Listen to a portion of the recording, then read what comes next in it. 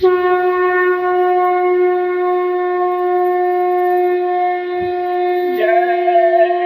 गुरुदेव, जय गुरुदेव।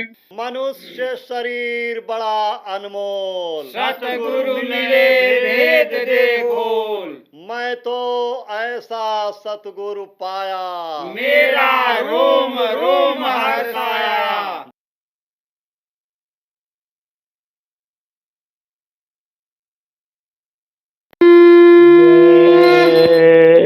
गुरुदेव। हमारे हित गुरुदेव जी धारे मनुष्य स्वरूप, मूरख मन पति आय नहीं, भटक फिरे भव को।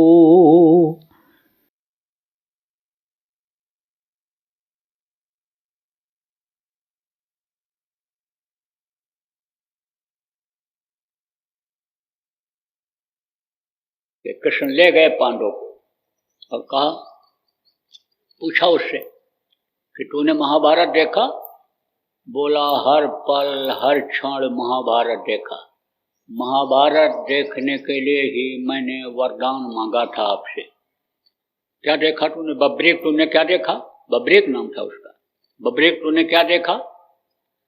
तो कहा कि मैंने देखा कि सब के सब मरे पड़े हुए, केवल चक्र सुदर्शन चल रहा है और बाकी किसी का न तो कोई हथियार चल रहा है और न किसी का हाथ पैर हिल रहा है। ये सब मुंह फैलाए हिजड़े की तरह खड़े हुए थे, ये सब के सब। जब वो ऐसा बोला तब बोले, भाई शक्ति तो लड़ने की हमको कहीं और से मिली थी, अरे करने वाला तो कोई दूसरा है, वो प्रभु याद आया। तो आप ये समझो कि तब ज्ञान हुआ इनको। तो कृष्ण से उसने कहा कि अब मेरा संकल्प पूरा हो गया, मैंने महाभारत देख लिया, अब अपना ये वरदान वापस ले लो। वरदान अगर वापस न लेते तो वो तो खोपड़ी आज भी ऐसे ही बोलती रहती।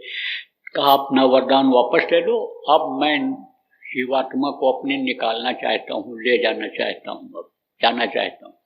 कृष्ण ने कहा, तेरा काम हो गया, मेरा भी काम हो गया, मुझे भी जाना है। पांडव ने कहा, महाराज मुझको भी लेते चलिए। बोले, तुमको मैं नहीं ले जाऊंगा और न ले जा सकता हूँ। मैं जिस काम के लिए आया था वो काम मैंने कर दिया।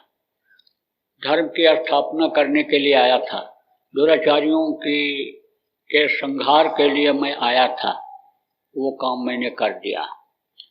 और अगर तुमको जाना है, मेरा धाम देखना है, ब्रह्म स्थान जहाँ से वो भेजे गए थे त्रिकुटी धाम पहुँचना है, तो तुम समर्थ गुरु की तलाश करो, शब्द भेदी गुरु की तलाश करो। आप ये समझो उनको खोजो। आप ये समझो कनफू का गुरु और का बेहद का गुरु, और बेहद का गुरु जब मिले तो लगे ठिकाना ठोर बेहद, इसका कोई हद नहीं है। यानी अनामी धाम का कोई हद ही नहीं है, न उस के मालिक का कोई नाम है। आप ये समझो वो बेहद है। तो बेहद की जानकारी करने वाला जब गुरु मिलेगा तुमको, तब तुम इन सब धामों को, हमारे धाम को देख सकते हो, ऊपर जा सकते हो, उनकी खोज करो।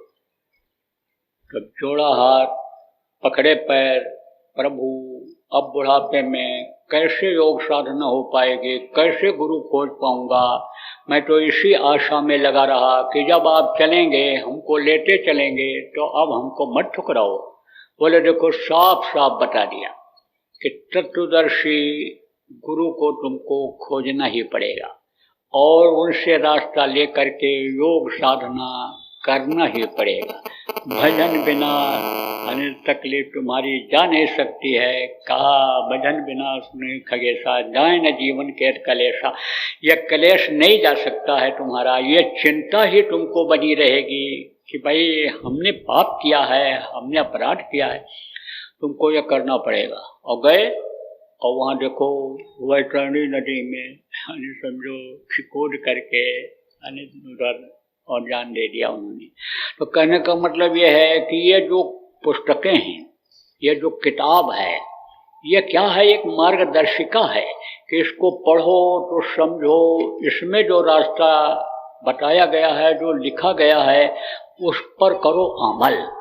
आप ये समझो ग्रंथ को ही यानी इस समय पर सिख धर्म के मानने वाले, शिष्य धर्म के मानने वाले, आप ये समझो कि यानी सब कुछ मान लिए, लेकिन उन्होंने कहा था कि ये तुम्हारा गुरु है। कौन गुरु है? जैसे गुरुद्वारा होता है, जैसे आप ये समझो कि जहाँ से गुरु से प्रेम करने का, जहाँ से गुरु की भक्ति बढ़ाने का स्रोत होता है, स्थान होता है, वो समझो कि ये वो है। यहाँ से तुमको लाइन मिलेगी। इसको पढ़ करके जड़ चीज को चेतन में चेतना कैसे आ सकती है? कोई चेतन चीज है, उसी को जब पकड़ोगे तभी तो आगे बढ़ पाओगे। तो आप ये समझो कि जैसे कोई चलता फिरता है, चाहे कोई भैंसे ही का पूंछ पकड़ ले, घोड़े का ही पूंछ पकड़ ले, चाहे आदमी का हाथ पकड़ ले, तो उसको खींचेगा, ले जाएगा। लेकिन अगर ये समझो ये खंभा लगा है, इसको पकड़ोगे तो ये एक जगह से दूसरी जगह ले जा सकता है? नहीं ले जा सकता। बचाव तो कर सकता है, लेकिन पार तो जिसके अंदर ताकत होगी वही तो करेगा। कोई नदी में डूब रहा है और उसको खंभा मिल गया तो जान तो उस समय बच गई, लेकिन किनारे पर कौन लाएगा? किनारे पर वो जो चेतन शक्ति है, जो समुद्र की लहर है, समुद्र की जो ताकत है, वो जब आएगी, ज्वार भाटा जब आएगा और वो खींच करके फिर यानी समझो समुद्र के किनारे लगाएगा। ऐसे ही चेतन शक्ति की जरूरत होती है। जीवात्मा चेतन है, प्रभु चेतन है, शब्द चेतन है। तो जीवात्मा को जब शब्द के साथ जोड़ोगे तो यह शब्द यानी आपको खींच करके प्रेमियों ले जाएगा। तो शब्द को पकड़ने का यानी भजन जिसको कहते हैं, शब्द को पकड़ने का तरीका आप लोगों को मालूम हो गया। आज जो आए हो आप, आज रात में आए हो, या जो अभी और नए लोग आएंगे, उनको शब्द को पकड़ने का तरीका, भजन करने का तरीका, सुमिरन करने का तरीका, ध्यान करने का तरीका बता दिया जाएगा। बाकी आप इन कामों में जो पड़े हुए हो, जो खुद बंधे हैं, बंधन से मुक्त नहीं हैं, उनका जब हाथ पकड़ोगे तो फिर आप बंधे ही बंधे रह जाओगे। कहने का मतलब यह है कि इधर उधर आपका मन लगा हुआ है। किसी ने कह दिया कि पेड़ पूजोगे मुक्ति मिल जाएगी, किसी ने कहा किताब पढ़ो मुक्ति मिल जाए, सब जड़ चीजें। पत्थर पूजोगे मुक्ति मिल जाएगी, मान लो पत्थर की मूर्ति ही बना दी गई, कह दिया किसी ने ये भगवान है, ये तुमको पार कर देंगे, वो नहीं कर सकते। बने हुए मूर्ति कहाँ बंद है? मंदिर में बंद है, खुद निकल के नहीं जा सकती है। पेड़ एक जगह पर खड़ा है, पत्थर एक जगह पड़ा है, कोई ले जाए तब जाए, तो वो आपको क्या पार कर पाएंगे, क्या ले जा पाएंगे? एक था ना वो राजा, तो राजा बहुत अच्छे भी हुए और क्रूर भी राजा हुए। क्रूर राजा भी होते हैं। देखो पाप और पुण्य दोनों रहता है। कभी पुण्य ज्यादा हो जाता है तब अच्छा समय आ जाता है, कभी पाप बढ़ जाता है तो महापुरुष इस धरती पर आते हैं और पाप को बहुत कम कर देते हैं, नहीं के बराबर कर देते हैं, तब अच्छा समय आ जाता है। आप ये समझो जब पाप ज्यादा बढ़ जाता है, पुण्य खत्म होने लगता, तब आते हैं। तो आप ये समझो रहती दोनों चीजें हैं, अच्छाई और बुराई ये दोनों चीजें रहती हैं। बीज उसका पड़ा रहता है, लेकिन कभी अंकुरित हुआ कभी नहीं हुआ। बरसात जब आती है तब देखो जमीन के नीचे पड़े हुए बीज नीचे से ऊपर आ जाते हैं, और नहीं तो पड़ा रहता है नीचे, ऐसे ही दबा रहता है। तो ऐसे ये दोनों चीजें रहती हैं। तो अच्छे हुए और खराब भी हुए। खराब न होते तो अच्छों की पहचान क्या होती, अच्छों का नाम कैसे होता? अगर सब दूध के धोए ही पैदा कर दिया जाए तो प्रेमियों हमको आपको मेहनत कुछ करनी नहीं रहेगी। आप ये समझो इन महापुरुषों का जिनका इतिहास बन गया, जिनके मंदिर बन गए, इनको कौन मानता? कौन इनकी रासलीला रामलीला करता। इसलिए रावण को पैदा कर दिया, रावण पैदा हो गया, उधर कंस पैदा हो गए। काल ने इस तरह से अन्य समझ लो कि घेरा बना रखा है कि निकल नहीं सकते हो। एक दरवाजे से निकले, दूसरे दरवाजे पर गेट लगा हुआ है। अब पासपोर्ट वीजा है आपके पास, कागज है, तो सब जगह दिखाते चले जाओ। पावरफुल कौन होता है? ताकत होती है। दस्तखत करके कलेक्टर ने दे दिया। किसी भी दफ्तर में कलेक्टर ऑफिस का जो होता है, कोई भी कमरा होता है, सब चले जाओ। अब नहीं मिल पाए कलेक्टर, उनसे नहीं ले पाए तो दरवाजे पर खड़े रहो। ऐसे ही समझो कि समर्थ का हाथ, समर्थ गुरु का हाथ इसीलिए पकड़ा जाता है कि कहीं कोई दिक्कत ना आए। और समर्थ गुरु को इसीलिए सिर पर सवार रखते हैं कि 3 लोक बनाए, गुर माथे पर राखिए चलिए आज्ञा माए, का कबीरता दास का 3 लोक बनाए। तो आप ये समझो कि एक अच्छा राजा था, अच्छी विचारधारा का था, प्रजा का पालन करता था, धार्मिक था, कुछ जानने की इच्छा रखता था, तो सुनता रहता, पढ़ता रहता सबकी बात। अब उसको यह जानकारी हो गई कि प्रभु है, जैसे अनुभव होता है, प्रभु की ताकत होती है, ताकत का अनुभव होता है। वो ताकत को देखा नहीं जा सकता है। जैसे ये बिजली का तार है, तो आप ये समझो इसमें कितनी ताकत है ये आपको नहीं पता है। बल्ब कैसे जलता है? जब ताकत मिलती है, पावर मिलता है उसको, तब जलता है, पंखा चलता है। लेकिन खाली तार को देखोगे, जब देखोगे तो उसको, लेकिन अनुभव नहीं कर पाओगे। ऐसे ही प्रभु जो है वो अनुभव की चीज होता है। तो वो सोचता रहता था ज्ञान कैसे मिलेगा। कोई आता था तो कहता था ज्ञान कैसे मिलेगा, ज्ञानी मैं कैसे हो सकता हूँ। ज्ञान का मतलब वही ऊपरी चीजों की जानकारी, तत्वों की जानकारी, ऊपरी तत्वों। तो कोई कहता तीरथ चले जाओ, तो कोई कहता जाओ जल चढ़ाओ, कोई कहता मंदिर में प्रसाद चढ़ाओ, कोई कहता आरती करियो, कोई कहता जाओ नदियों में स्नान करियो। सब किया उसने, लेकिन शांति उसको नहीं मिली, संतुष्टि उसको नहीं मिली। फिर पंडित जी उनके यहाँ आते थे पूजा करने के लिए। एक दिन उनसे पूछा, पंडित जी से पूछा कि अन्य समझो कि कैसे मुक्ति मिलेगी, कैसे अन्य समझो कि शांति मिलेगी, किस तरह से बोध होगा। तब उन्होंने कहा कि भागवत पढ़ो, भागवत कराओ। भागवत कराया 7 दिन। अब उन्होंने सब उदाहरण दिया कि परीक्षित का ऐसे हुआ, उनका ऐसे हुआ, भागवत से यह लाभ मिला, यही जानकारी उनको थी। तो कहा आपका भी उद्धार उसी से हो जाएगा। जब उन लोगों का हो गया जिनका इतिहास में नाम लिखा हुआ था, बताया, तो आपका भी हो जाएगा। कुछ नहीं हुआ, कुछ नहीं हुआ। कहा पोथी पढ़ जगमुआ पंडित भयानक हो, उससे कुछ नहीं। आप ये समझो 2.5 अक्षर वही जो बताया आपको, शब्द साधा बाधा, शब्द का ज्ञान जब होता है, शब्द का बोध जब होता है तब होता है। तो कुछ नहीं हुआ। तब फिर कहा पंडित जी से कि पंडित जी कुछ नहीं हुआ, आपने जो भी बताया आप पर हमको विश्वास है, आपसे पूजा पाठ इसीलिए कराता हूँ, कुछ पूछता हूँ आप बताते हो। तो ये जो विद्याएं हैं, ज्योतिष है, हस्तरेखा है, ये सब ये जो गणना है, इससे भी आदमी को जानकारी हो जाती है तो फायदा मिल जाता है। लेकिन किसमें फायदा होता है? दुनिया की चीज़ों में फायदा होता है। दुनिया की चीज़ें मिल जाती हैं जो नासमान है, जिसको छोड़ना है, जहाँ जाना है अपने देश, अपने घर, उसकी जानकारी इससे नहीं हो पाती है। पंडित जी को इन चीज़ों की जानकारी थी। और आजकल लोग ज़्यादातर इन्हीं चीज़ों की इच्छा रखते हैं कि धन हो जाए, व्यापार बढ़ जाए, नौकरी में तरक्की हो जाए, दुश्मन का हार हो जाए और ये हो जाए। इसीलिए आंतरिक तांत्रिक और ये जो इस तरह के लोग होते हैं, कोई कंठी लटका देता है गले में, रुद्राक्ष पहनो, कोई अंगुली में कहता है ये हीरा पहन लो, मोती पहन लो, नीलम पहन लो, ये कर लो, यही सब कराते हैं लालच में, दुनिया की चीज़ों में। और आप ये समझो ऐसे ही पंडित जी से फायदा होता था, पूजा पाठ राजा कराता था। तो एक दिन बड़ा दुखी होकर बोला, कहा कि कुछ नहीं हुआ, बहुत मैं परेशान हूँ इस बात के लिए। तो जब आदमी के अंदर परेशानी होती है, तो कहा ना कि ये जीवात्मा सबकी उस मालिक से जुड़ी हुई है, तो किसी न किसी रूप में आवाज वहां पहुंच जाती है। तो उसने कहा अच्छा हम सोच के बताएंगे।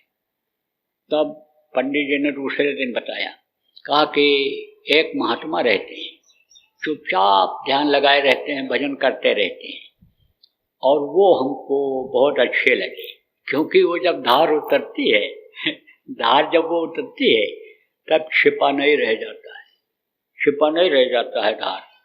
अब ये धार सब पर उतरती भी नहीं है, आप ये समझो कि पता यानी जो धार के लिए जो कोशिश करता है उस पर उतरती है और पता चल जाता है, चेहरा मोहरा रंग रूप में कुछ और दिखाई पड़ने लगता है।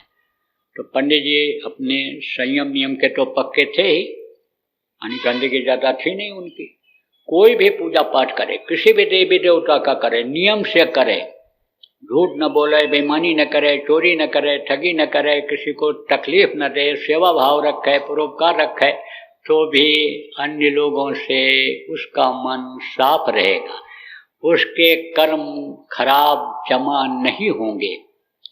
तो आचरण के शुद्ध तो थे ही, पहचान गए, वो पहचान गए कि ये सिद्ध पुरुष लगते हैं। तो कहा कि महाराज उनसे पूछा जाए। तो कहे कि तो उनको बुलवा लो। बोले कि वो आएंगे नहीं, ऐसे कहीं नहीं जाते हैं, कहीं नहीं जाते हैं, और आपके यहाँ तो आएंगे ही नहीं, क्योंकि आपके यहाँ तो राज द्वारे साध जन, तीन बात को जाएं, क्या माया क्या मीठा क्या मान। राजा लोगों के यहाँ सम्मान बहुत मिलता था, मीठा खूब बढ़िया खाने को मिलता था, और चलते समय दक्षिणा मिल जाता था, तो इसीलिए जाते थे। बोले महाराज जिसको कछो न चाहिए सोई सहनशाह, चाह गई चिंता गई मनवा बेपरवाह। उनका तो मनवा बेपरवाह है, मिल जाता है तो खा लेते हैं, नहीं मिलता है तो भूख ही खा लेते हैं। समझो कि वो रोटी नहीं मिलती तो भूख खा करके सब्र कर लेते हैं, वो तो मिल गया तो लंगोटी लगा लिया, नहीं तो नंगे भी रह जाते हैं। वो तो आपके यहाँ ऐसे नहीं आएंगे। तब राजा ने सोचा कि ग्रंथों में लिखा हुआ है कि मान रखते हैं, सम्मान यानी समझो कि यानी कद्र करते हैं किसकी, यानी भावना की। अगर हम दीन होकर के उनको बुलाएंगे तो आ सकते हैं।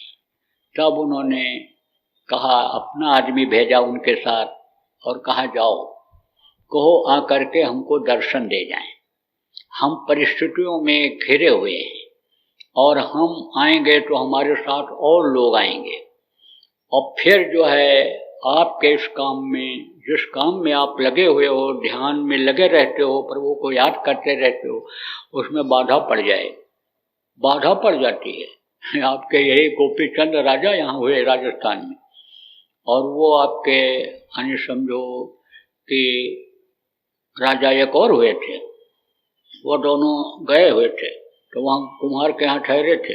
वहाँ के राजा को खबर हो गई कि कोई बहुत सिद्ध महात्मा आए हैं, उनके यहाँ लोग जाते हैं, गांव के लोग, तो बड़ा फायदा होता है, उनके दर्शन से ही बहुत लाभ होता है। तो राजा बोला कि चलो हम भी चलते हैं। राजा चला तो उसके साथ यानी समझो कि यात्री मंत्री संतरी सब चल पड़े। प्रजा ने देखा राजा किसी संत का दर्शन करने जा रहे हैं, हम भी चलने। बड़ी भीड़ आती दिखाई पड़ी। बोले भाई बड़ा मुश्किल हो जाएगा यहाँ रुकना, ध्यान भजन करना बड़ा मुश्किल हो जाएगा, तो अब कुछ करना पड़ेगा। तो एक ने कहा, वो दूसरे थे राजा भरथरी, तो राजा भरथरी से कहा, किसने कहा इन्होंने कान में कुछ कहा, तो उन्होंने सलाह कर लिया। अब जब आई प्रजा बैठ गई, राजा बैठ गया, तो अब एक ने कहा भीख मांगने आज मैं जाऊंगा। दूसरे ने कहा तुम कैसे जाओगे, परसों हलवा मिला, सारा हलवा खा गए, तुम कैसे जाओगे, हमको नहीं दिया, आज हम जाएंगे भीख मांगने। फिर जो है उसने कहा तो तुम खीर नहीं खा गए थे, तुमको खीर मिली थी, खीर खा गए थे। अब दोनों में कहा सुनी हुई और गाली गलौज हुआ और सड़सा पट के अंदर अरे ये लोगों ने कहा खोखले हैं, कुछ नहीं कुछ नहीं कुछ नहीं, चलो चलो चलो चलो चलो। राजा भी उठ के चल दिया। कहा अरे जब ये हलवा के लिए, ये जब खीर के लिए लड़ रहे हैं तो ये महात्मा थोड़ा हो सकते हैं, इनका तो दर्शन करना एक तरह से गुनाह है। चलो चल पड़े। और जब चले गए तो कह रहे मक्खियां उड़ गई, अब निश्चिंत होकर के भजन करो। तो जो भजननी होते हैं ये सब कम पसंद करते हैं, मान सम्मान इज्जत और ये सब दुनिया की चीजें ये कम पसंद करते हैं। वो उनको जिनको भजन का रस मिल जाता है वो इसमें रस नहीं, यानी समझो कि महसूस करते हैं, न रस की इच्छा रखते हैं। तो कहा कि जाओ, जब कहोगे इस बात को कहोगे, अपने आदमी से कहा, भेजा अपने नजदीकी सेवादार को, तब महात्मा जी आ जाएंगे। आप समझो मान रखेंगे, इच्छा को वो पहचान जाएंगे। तो आ गए महात्मा जी। महात्मा जी आए भाई बुलाने पर। राजा ने हार्दिक इच्छा व्यक्त किया कि आ जाए, तो आ गए। तो पूछा यही सवाल, महाराज बहुत कुछ किया लेकिन शांति नहीं मिली, उद्धार का कोई रास्ता नहीं दिखाई पड़ा, मुक्ति मोक्ष का कोई रास्ता नहीं दिखाई पड़ा। तब बोले राजा, महात्मा जी बोले कि 1 मिनट के लिए तू अपना अधिकार मुझे दे दे। तो बोले दे दिया, जो मैं कहूं वो होने दो। बोले ठीक है। सोचा 1 मिनट में क्या कहेंगे या कर लेंगे ये। तो वहीं पर खड़ा हुआ था सिपाही से कहा कि पंडित जी को बांध दो। तो पंडित जी तो वहां थे ही, पंडित जी ने बताया था, पंडित जी के साथ वो आए थे। कहा पंडित जी को बांध दो, हाथ पैर इनका। बांध दिया और कहा अब राजा को बांध दो। राजा भी बंध गए। तो पंडित जी से कहा कि राजा को खोलो। कहा अब हम कैसे खोलें, हमारा भी हाथ पैर बंधा हुआ तो हम कैसे खोल पाएंगे। राजा से कहा राजा साहब आप खोल दीजिए। अरे बोले मैं भी बंधा पड़ा हूं, मैं कहाँ से खोल पाऊंगा।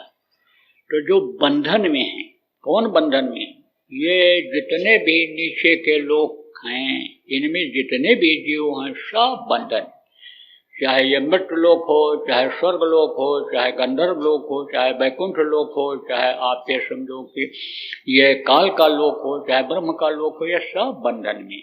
ये मुक्त नहीं है कि ये चाहे तो निकल जाए हो जाए। अब इनकी पूजा करके और इनको खुश करके कि जिनका ही वर्णन वेद में है, जिनका ही वर्णन पुराण में है, जिनका ही वर्णन गीता में है, उनको खुश करके आप कैसे बंधन से छुटकारा पा सकते हो। बंधे तुम गाढ़े बंधनहान। ये जीवात्मा जो 4 शरीर में बंध है, ये जो 5 तत्वों में स्थूल शरीर बंध है, इससे कैसे छुटकारा पा सकते हो।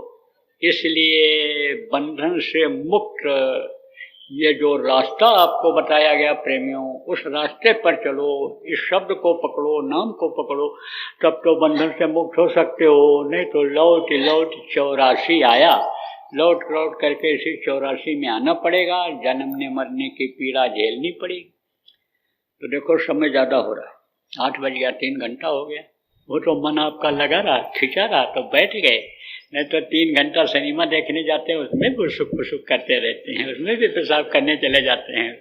तो अब आप ये समझो, ये भी एक दया है कि आप बैठे और आपका मन लग गया, खिंचाव हो गया गुरु के इन वचनों पर, और आप बैठे रह गए। शरीर को स्वस्थ रखना भी जरूरी है, चलाए रखना भी जरूरी है, तभी ये सब दुनिया का भी काम हो पाएगा, भजन का भी हो पाएगा। देखो ये जय गुरुदेव नाम बराबर याद रखो, जय गुरुदेव नाम बोलते ही रहो। जय गुरुदेव नाम बोलने से आपके अंदर स्फूर्ति आएगी, ताकत आएगी, शक्ति आएगी, आपकी वाणी में शक्ति आएगी। बराबर जब बोलते रहोगे तो आपका मनोबल बढ़ जाएगा, और किसी चीज को आप जो सोच विचार करके कहते हो, आप दृढ़ता के साथ, मजबूती के साथ कहोगे तो समझो उसका असर पड़ जाएगा। इसलिए ये जो कर्मों को इस समय साफ करने वाला नाम है, विशेष रूप से परमार्थियों का, इस नाम को बराबर याद रखो।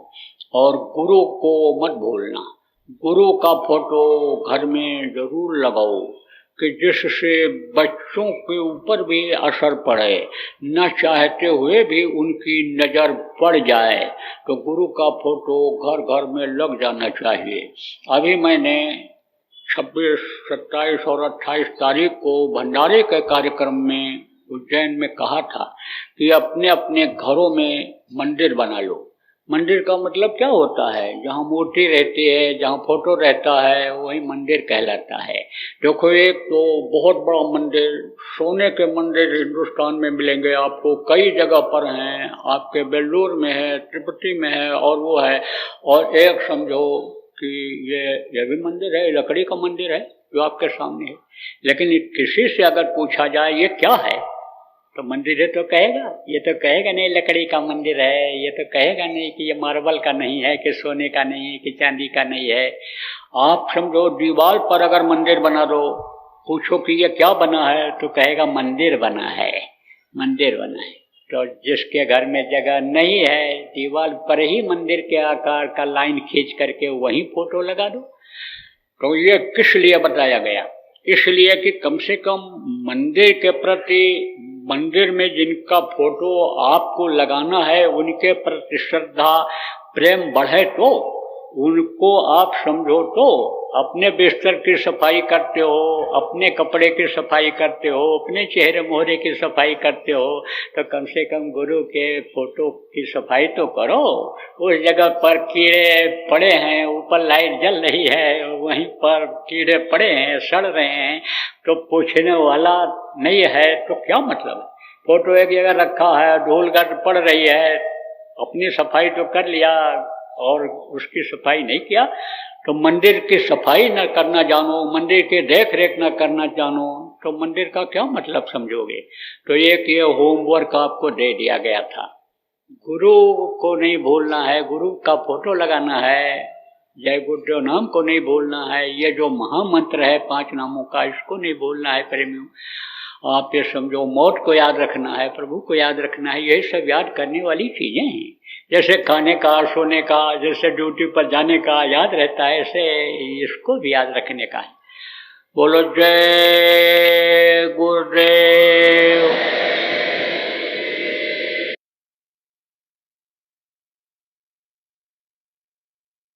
देखो, आप कुछ लोग किसान हो, खेती करते हो, आपके मन में बेईमानी नहीं आनी चाहिए, नियत आपकी खराब नहीं होनी चाहिए। थोड़ा ही आपको मिलेगा तो उसमें बरकत हो जाएगी। ज़्यादा लेने की कोशिश मत करो, कोई भी अनाज में मिलावट मत करो। आप देखो, ऐसे ऐसे प्रेमी हुए हैं, गुरु महाराज के भक्त हुए हैं,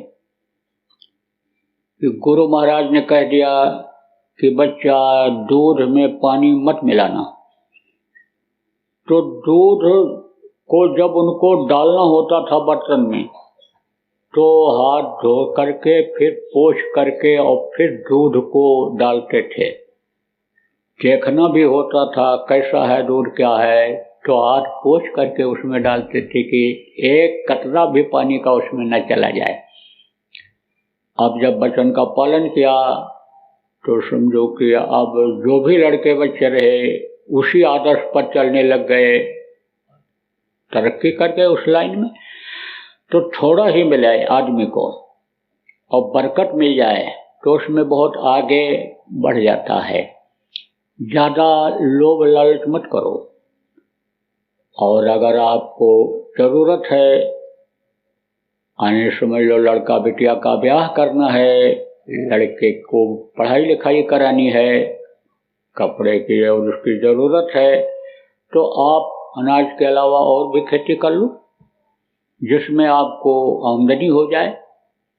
आप समझो कि जब चारों तरफ आने समझो नज़र दौड़ाओगे तो फिर आने समझो कि एक भी काम ठीक से पूरा नहीं हो पाएगा।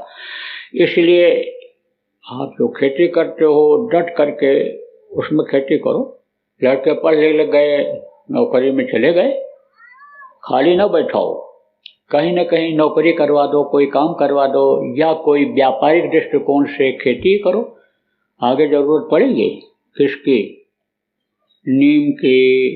आगे जरूरत पड़ेगी आपके ये जिसको घृत कुमारी कहते हो, यानी ये स्वामी जी नाम की पत्ती की, यानी पौधे की, इन चीज़ों की जरूरत पड़ेगी। गिलोय, आप ये सब जो इन सब चीज़ों की जरूरत पड़ेगी आगे चल के। यही दवाएं समझो कि आगे काम आएंगी। बाकी दवाएं ये सब जो हैं चल रही अंग्रेजी दवाएं, रुकावट तो इससे आती है, लेकिन मर्ज इससे नहीं जाता है।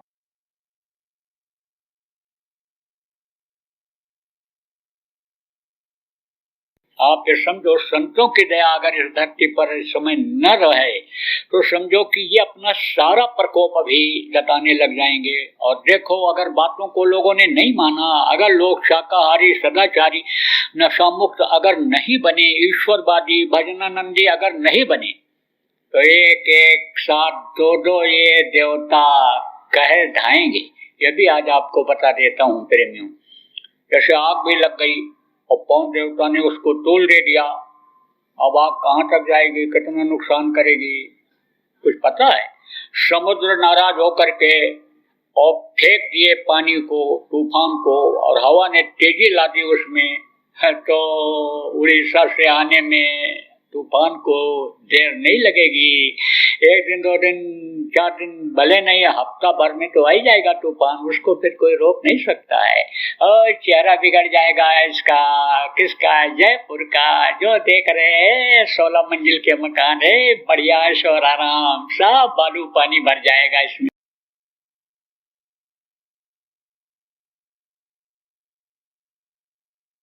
अगर मान लो कोई शिव की अकाल मृत्यु हो गई, भाव भक्ति है, श्रद्धा है, गलती नहीं किया है, अंतःकरण को गंदा नहीं किया है, जो चीज मना की गई, मांस मछली अंडा शराब का सेवन नहीं किया है, शरीर और अंतःकरण को गंदा नहीं किया है, और अकाल मृत्यु ही हो गई, तो उसको भी ऊपरी लोकों में विश्राम दे करके फिर वापस कुछ समय तक ऊपर रोक करके और फिर वापस मनुष्य शरीर में भेज देते हैं।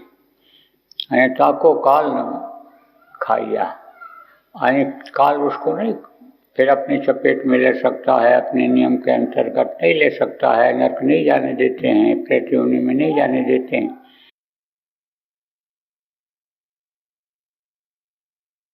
जब सदगुरु संत कोई भविष्य की बात बता देते हैं जो उस समय पर नहीं घट रही होती है कि ऐसा घटेगा, ऐसा होगा, तो वो भविष्यवाणी कहलाती है। आपके जोधपुर में, आपके आश्रम पर, आसपास में भले न घटे, इस भारत देश में भले न घटे, लेकिन कहीं न कहीं वो घटती है। क्योंकि जो भी वो काम करते हैं जीवों के लिए करते हैं, जगत के लिए, संसार के लिए करते हैं, जो भी कहते हैं संसार के लिए कहते हैं, तो वो घटती जरूर है। जय गुरुदेव। अभी आपने बाबा उमाकांत जी महाराज के सत्संग को सुना। बाबा जी अन्य किसी से चंदा न लेकर अपने प्रेमियों के सहयोग से देश विदेश में तमाम जनहित के काम करते हुए सभी तरह की तकलीफ़ों को दूर करने व प्रभु के मिलने का उपाय बताते हैं। आप इस जीवन के इस बचे हुए समय में समय निकालकर बाबा जी से ज़रूर मिलिएगा। आपके सुझाव के लिए व्हाट्सएप नंबर 9575600700।